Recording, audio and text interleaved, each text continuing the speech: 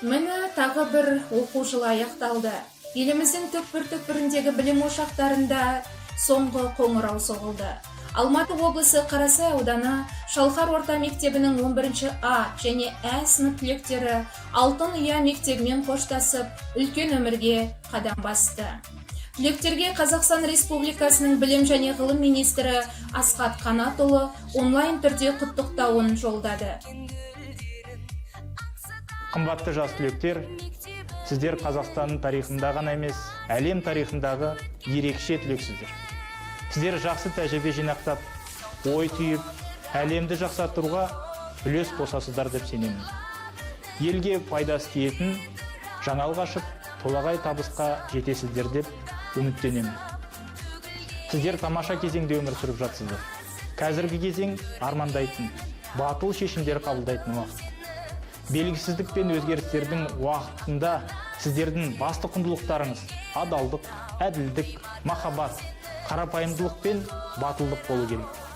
Сәттілік серік болсын, армандарыңызға қол жеткізіп, өмір құндылықтарын естен шығармаңыздар. Мереке құтты болсын.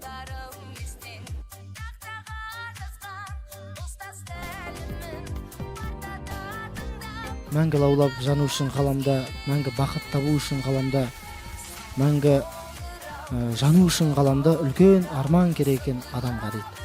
Армансыз адам қанатсыз құспен тең, армандарыңыз орындалсын, діттеген алдағы мақсаттарыңызға сүрінбей жетіңіздер, елдің елеулі, халықтың қалаулысы болып жүре беріңіздер. Сен де бір кірпіш дүниеге кетігін таптап арғалан дейді абай атамыз.